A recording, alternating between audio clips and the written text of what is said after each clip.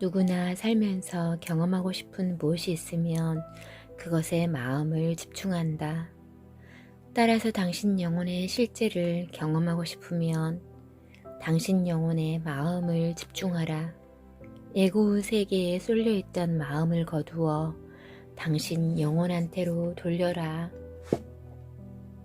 당신 영혼과 통교하라. 당신 영혼을 느껴라. 당신 영혼의 침묵 속에 그냥 있는 것만으로 당신의 근원에 닿을 수 있다. 당신이 당신의 근원에 닿아 있음을 어떻게 알 수 있는가? 당신이 당신 근원에 연결되어 있고 그곳으로 살아간다는 사실을 말해주는 분명한 증표들이 있다. 그 증표들에 주목하면 당신이 영적으로 얼마나 진보했는지를 모니터할 수 있다. 당신이 근원에 닿아서 살고 있음을 보여주는 첫 번째 증표는 근심 걱정이 없다는 점이다.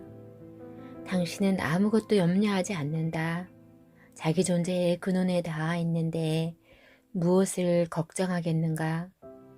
따라서 당신은 마음이 가볍고 행복하다.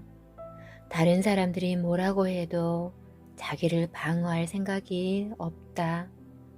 당신이 하는 일에 의무감을 느끼지 않는다. 눈앞의 사물과 상황을 피하거나 배척하지도 않는다. 따로 애쓰지도 않고 주변에서 일어나는 일들을 저항 없이 받아들이며 저절로 자연스럽게 되어지는 대로 산다. 당신이 근원에 닿아서 살고 있음을 보여주는 두 번째 증표는 동시에 발생하는 일들을 자주 경험하는 것이다. 왜 여러 가지 일들이 동시에 발생하는가? 동시에 발생하는 사건들을 결코 무시하지 마라. 그런 일들이 일어날 때 스스로 물어보자. 이것이 무엇을 뜻하는가? 왜? 무엇을 일러주려고 이런 일들이 일어나는 건가? 동시에 발생하는 사건들은 당신 영혼이 당신한테 주는 메시지이다. 있는 곳이 따로 없는 자아를 암시하는 단서들이다. 있는 곳이 따로 있는 자아는 당신이 당신인 줄로 아는 한 인간이다. 있는 곳이 따로 없는 자아는 어디에도 묶이지 않는 영이다. 당신은 이 두 자아를 아울러 경험하며 살고 있다. 그런데 동시로 발생하는 일들을 경험하는 그 순간 당신은 당신의 영혼, 있는 곳이 따로 없는 당신의 참 자아를 흘낏 본 것이다. 당신 영혼을 깨어서 의식할 때 당신이 경험하는 모든 일이 기적으로 보인다. 바야흐로 당신은 행복을 느끼고 당신 인생은 변화하기 시작한다. 당신 내면 세계와 바깥 세계가 긴밀히 연계되어 있음을 보고 살면서 겪는 모든 일들이 전체 우주가 연주하는 오케스트라임을 알게 되는 것이다.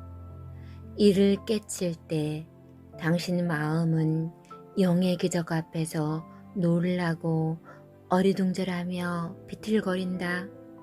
놀라움은 감사를 낳고 감사는 더 많은 기적을 부른다. 그리하여 당신은 더 높은 의식 상태로 옮겨간다.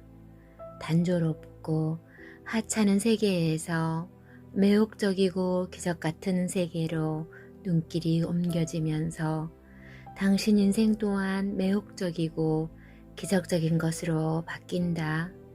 이제 당신 눈에는 사람 자체가 하나의 기적으로 보인다. 당신 눈이 기적에 머물수록 그만큼 당신은 기적을 일으키는 창조자로 된다. 마지막으로 당신이 근원에 닿아서 살고 있음을 보여주는 세 번째 증표는 당신이 희생자가 아니라 창조자임을 스스로 안다는 것이다. 이 세계가 당신의 생각, 느낌, 욕망, 해석을 비추는 거울임을 당신은 안다. 당신이 경험하는 모든 상황, 모든 관계, 모든 사건이 당신 안에 있는 무엇의 반영임을 안다는 얘기다. 문제가 발생하여 성가실 때 당신은 바깥을 살피는 방식으로 그 문제를 해결하려 하지 않는다. 그것은 식물의 뿌리에 물을 주는 대신 그 잎만 윤인하게 닦아주는 것과 같기 때문이다. 살면서 겪는 어떤 일이 당신을 불행하게 만들 경우 그것이 본인 스스로 만든 작품임을 당신은 안다. 이를 알지 못해서 사람들은 스스로 희생자가 되어 공연한 원망을 하는 것이다.